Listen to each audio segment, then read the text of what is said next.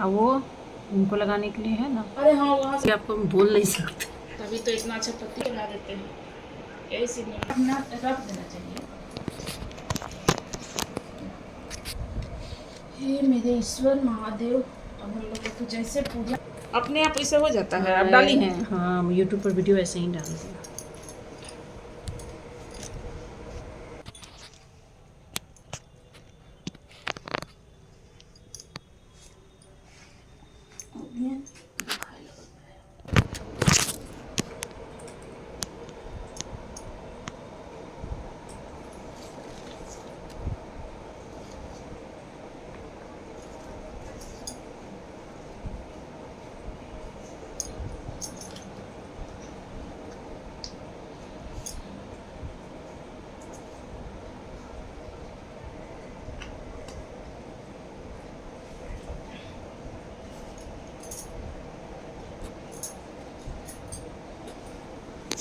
करने के बाद कथा सुने। सूत जी कहते हैं, मंदार की माला से पार्वती जी का केशापन अलंकृत है और मुंडों की माला से जिस शिव जी की जटा अलंकृत है, जो पार्वती जी के दिव्य वस्त्र धारण की है और जो शिव जी दिगंबर लंगे हैं, ऐसी श्री पार्वती जी तथा श्री विष्णु जी को प्रणाम करता हूँ।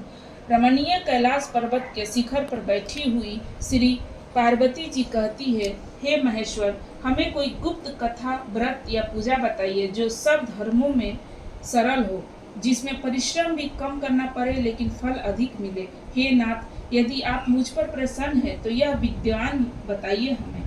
किस तप, व्रत या दान से आदि धर्म और अंत रहित आप जैसे महापुरुष हमको प्राप्त हुए हैं। शिव जी बोले, हे देवी सुनो, मैं तुमको शिव जी ने कहा, हे देवी सुनो, मैं तुमको एक व्रत है जो मेरा सर्वस्व और छिपाने योग्य है, लेकिन तुम्हारे प्रेम के वशीभूत होकर मैं तुम्हें बताता हूँ। शिव जी ने कहा, भारत वर्ष में जैसे नक्षत्रों में चंद्रमा, ग्रहों में सूर्य, बड़ों में ब्राह्मण, देवताओं में विष्णु भगवान, नदियों में गंगा, पुराणों में महाभारत, वेदों में सामवेद और इंद्रियों में मन श्रेष्ठ है, सब पुराणों और वेदों का सर्वस्व जिस तरह कहा गया है, मैं तुम्हें एक प्राचीन व्रत कहलाता हूँ बताता हूँ। एकाग्र मन से सुनो। शिव, जिस व्रत के प्रभाव से तुमने मेरा आराध्य आसन प्राप्त किया है, आधा आसन प्राप्त किया है, वह मैं तुमको बतलाऊंगा, क्योंकि क्योंकि तुम मेरी प्रेयसी हो। भाद्रपद मास में हस्त नक्षत्र में युक्त शुक्ल पक्ष की तृतीया तिथि को उनका अनुष्ठान मात्र करने से स्त्री सब पापों से युक्त हो जाती है। हे देवी, तुमने आज से बहुत वर्षों पहले हिमालय पर्वत पर इस व्रत को किया था, यह वृतांत मैं तुम्हें बतलाऊंगा। पार्वती जी ने कहा, हे नाथ, मैंने क्यों यह व्रत किया था, यह सब आपके मुख से मैं सुनना चाहती हूँ। उत्तर की ओर एक बड़ा वृतांत मैं तुमसे कहूंगा, यह मैं तुम्हारे साथ आपके मुख से सुनना चाहती हूँ। उत्तर की ओर एक बड़ा रमणीय और पर्वतों में विशाल हिमवान नामक पर्वत है। उसके आसपास तरह तरह की भूमियां हैं, तरह तरह के वृक्ष उस पर लगे हुए हैं, नाना प्रकार के पक्षी और अनेक प्रकार के पशु उस पर निवास करते हैं।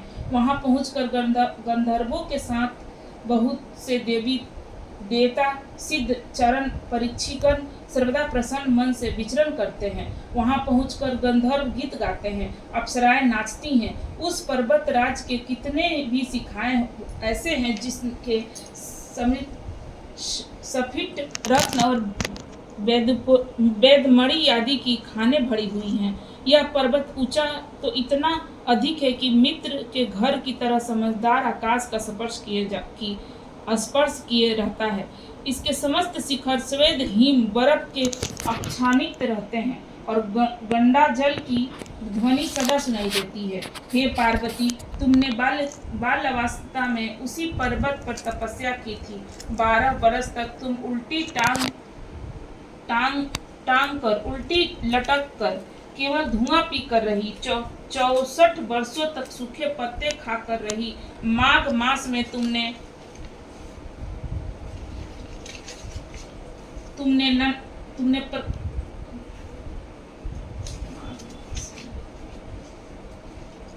जल में बैठी रही और बैसाख की दोपहरिया में पंचालिन तपस्या की थी। सावन महीना में जल बरसता तो तुम भूखी प्यासी रहकर मैदान में बैठी रहती थी। तुम्हारे पिता इस तरह के कष्ट सहन नहीं कर पा रहे थे। वे बहुत दुखी होते थे। वे चिंता में पड़ गए थे कि मैं अपनी कन्या किसको दूं। उसी समय नारद जी वहां आ पहुंचे। मुनि श्रेष्ठ नारद जी उस समय तुम्हें देखने लगे। नारद जी को देखकर गिरिराज ने अर्ध पाद आसन आदि देकर उनकी पूजा अर्चना की और बोले, हे स्वामी, आप किस लिए आए हैं? मेरा अहोभाग्य जो आप हमारे सामने आए हैं, मेरे लिए सबसे अच्छा मौका है। नारद ने कहा, हे पर्वतराज, सुनो, मैं भगवान विष्णु का भेजा हुआ आपके पास आया हूँ। आपको चाहिए कि यह योग्य कन्या रत्न किसी योग्य वर को दे। भगवान विष्णु के समान योग्य वर ब्रह्म, इंद्र और शिव, इनमें से कोई नहीं है। इसीलिए मैं यही कहने आया हूँ कि आप अपनी कन्या का भगवान विष्णु को ही दे दें। हिमवान ने कहा, हे भगवान, हे ऋषिवर, भगवान विष्णु स्वयं मेरी कन्या ले रहे हैं और आप यह संदेह लेकर आए हैं, तो मैं उन्हें अपनी कन्या जरूर दूंगा। हिमवान की इस तरह की बात सुनकर मुनिराज नारद आकाश में विलीन हो गए। वे पीताम्बर, गंध, चक्र और गदाधारी भगवान विष्णु के पास पहुँचे। वहाँ हाथ जोड़कर नारद जी ने भगवान विष्णु से कहा, हे देव, सुनिए, मैंने आपका विवाह पक्का कर रखा है। इधर हिमवान ने पार्वती जी के पास जाकर कहा, हे पुत्री, मैंने तुम्हें भगवान विष्णु को दे डाली है। तब पिताजी के बात सुनकर तुम बिना उत्तर दिए ही अपनी सखी के घर चली गई। वहां जमीन पर पकड़कर तुम बड़ी उदास होकर बैठी हुई विलाप करती रही। तुमको इस तरफ विलाप करती हुई देखकर तुम्हारी सखी बोली, तुम क्यों इतनी दुखी हो रही हो? इसका कारण बताओ। जो कुछ तुम्हारी इच्छा होगी, मैं यथासंभव उसको पूरा करने की चेष्टा करूंगी। इसमें कोई संशय नहीं है। पार्वती जी बोली, मेरी जो कुछ अभिलाषा है उसे तुम प्रेम पूर्वक सुनो। मैं एकमात्र शिव जी को अपना पति बनाना चाहती हूँ। उनसे कुछ भी संशय नहीं है, इसमें कुछ भी संशय नहीं है। मेरे इस विचार को पिताजी ने ठुकरा दिया है। इससे मैं अपने शरीर को त्याग करने जा रही हूँ। पार्वती की इस बात को सुनकर सखियों ने कहा कि शरीर का त्याग ना करो, चलो किसी ऐसे वन में चलो जहाँ पिता को पता न लगे। ऐसी सलाह कर तुम वैसे वन में जा पहुँची। उधर तुम्हारे पिताजी घर घर तुम्हें खोजने लगे। दूतों द्वारा भी खबर लेने लगे कि कौन देवता या किन्नर मेरी पुत्री को हर ले गया। उन्होंने मन ही मन में नारद जी के आगे प्रतिज्ञा कर चुके अपनी पुत्री भगवान विष्णु को दूंगा। ऐसा सोचकर हिमवान मूर्छित हो गए।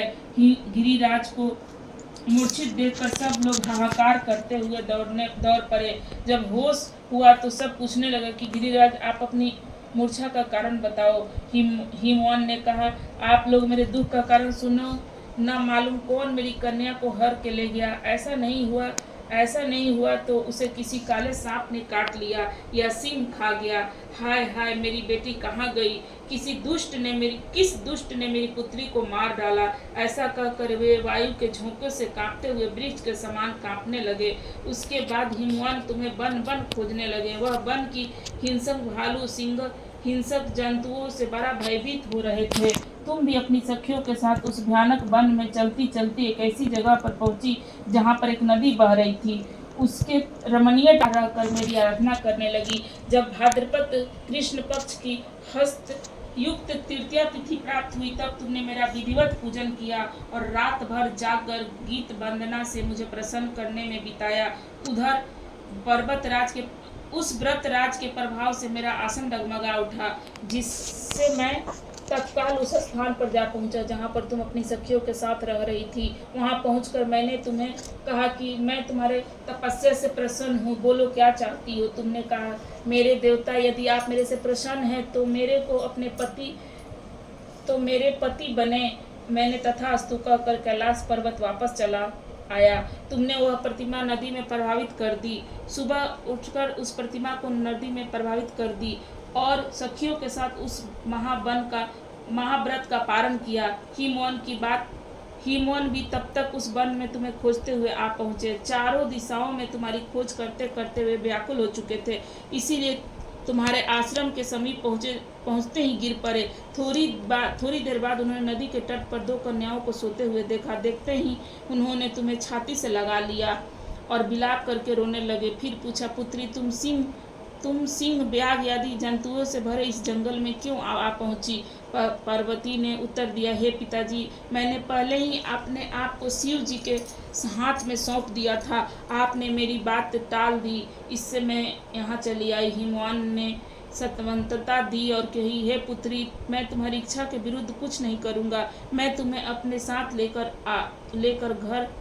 तुम्हें अपने साथ लेकर घर आए और मेरे साथ तुम्हारा विवाह कर दिया। इसी से तुमने मेरा आधा आसन पाया है। तब से आज तक किसी के सामने मुझे यह व्रत प्रकट करने का अवसर नहीं प्राप्त हुआ। हे देवी, मैं यह बताता हूँ कि इस व्रत का हरितालिका नाम क्यों पड़ा। तुमको सखियों ने हर कर ले गई थी, इसीलिए हरितालिका व्रत का नाम पड़ा। पार्वती जी ने कहा, हे प्रभु, आपने नाम तो बता दिया, अब इसके विधि भी बताए। इसका क्या पूर्ण है, क्या फल है? यह व्रत कौन करेगा? शिव जी। पार्वती जी से कहते हैं, हे देवी, मैंने समस्त स्त्री जाति की भलाई के लिए उत्तम व्रत बतलाया है। जो स्त्री अपने सौभाग्य की रक्षा चाहती है वह यत्न पूर्वक इस मंत्र को करे। केले के खंभे आदि से सुशोभित एक सुंदर मंडप बनावे। उसमें रंग बिरंगे रेशमी कपड़े से चादर लगाएं। चंदन आदि सुगंधित द्रव्यों से वह मंडप लिपवाएं। फिर शंख, बेदी, मृदंग आदि बाजे बजवाते हुए बहुत से लोग एकत्रित होकर तरह तरह के मंडलचार करते हुए उस मंडप में पार्वती तथा शिव जी की प्रतिमा स्थापित करें।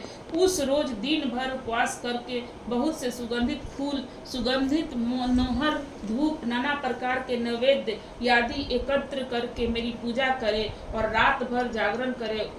ऊपर जो जो वस्तुएं गिनाई गई है उनके अतिरिक्त नारियल, सुपारी, जम्बीरी, नींबू, लौंग, अनार, नारंगी आदि जो जो फल प्राप्त हो सके उन्हें इकट्ठा कर लें। उस ऋतु में जो फल तथा फूल मिल सके विशेष रूप से रखें। इसके बाद धूप दीप आदि से पूजन करके प्रार्थना करें, हे शिव जी, हे शिव रूपिणी, हे मंगले, सब अर्थों को देने वाले, हे देवी, हे शिव रूपे आपको नमस्कार है। हे शिव रूपे आपको सदा के लिए नमस्कार है। हे ब्राह्मणी रूपे आपको सदा के लिए नमस्कार है। हे जगदम्बी रात्रि आपको सदा के लिए नमस्कार है। हे सिंह वामनी, संसार के भय से भयभीत मुझ दिन की रक्षा करे, इस कामना की पूर्ति के लिए मैंने आपकी पूजा की है। हे पार्वती, मुझे राज्य और सौभाग्य दे, मुझ पर प्रसन्न होवे। इन्हीं मंत्रों से पार्वती तथा शिव जी की पूजा करें। तंत्र अनुसार विधिवत कथा सुने और ब्राह्मण को वस्त्र, गौ, सुपर्ण आदि दान देवे। इस तरह से एक चित्र होकर स्त्री पुरुष दोनों एक साथ पूजन करे। फिर वस्त्र आदि जो कुछ भी उसको है उनका संकल्प करे। हे देवी, जो स्त्री इस प्रकार पूजन करती है वह सब पापों से छूट जाती है और उसे 7 जन्म तक सुख सौभाग्य प्राप्त होता है। जो स्त्री तृतीया तिथि का व्रत न करके अन्न भक्षण करती है वे 7 जन्मों तक बांधी रहती है और उनकी बार बार विधवा होना पड़ता है। वह सदा दरिद्र पुत्र, शोक से शोकाकुल सौभाग्य की लड़की, सदा दुख भोगने वाली होती है और उपवास न करने वाली स्त्री अंत में घोर नरक में जाती है। मांसाहार करने से बाघिन, दही खाने से बिल्ली, मिठाई खाने से चींटी और कुछ खाने से मक्खी और मिठाई खाने से और मक्खी होती है। तीज को अन्न खाने से सुकरी, फल खाने से बंदरिया, पानी पीने से जोक, दूध पीने से सांपनी, उस रोज सोने से अजगरिन और पति को धोखा देने वाली मुर्गी होती है। इसीलिए सभी स्त्रियां व्रत अवश्य करें। दूसरे दिन सुवर्ण, चांदी, तांबा अथवा बांस के पात्र में अन्न भर कर ब्राह्मण को दान दे और पारण करे। जो स्त्री इस प्रकार से व्रत करती है वो मेरे समान पति पाती है और जब वह मरने लगती है तो तुम्हारे समान उसका रूप हो जाता है। उसे सब प्रकार से संसारिक सुख भोग कर सामुच्य मुक्ति मिल जाती है। इस हरितालिका तीज की व्रत कथा मात्र सुन लेने से प्राणी को 1000 अक्षमेघ और सैकड़ों वाजपेयी व्रत करने का फल प्राप्त होता है। हे देवी, मैंने अब यह व्रत मैंने यह सब व्रतों में उत्तम व्रत बतलाया जिसके करने से प्राणी सब पापों से छूट जाता है, इसमें कोई भी संशय नहीं है। बोलो भगवान शंकर की जय। माता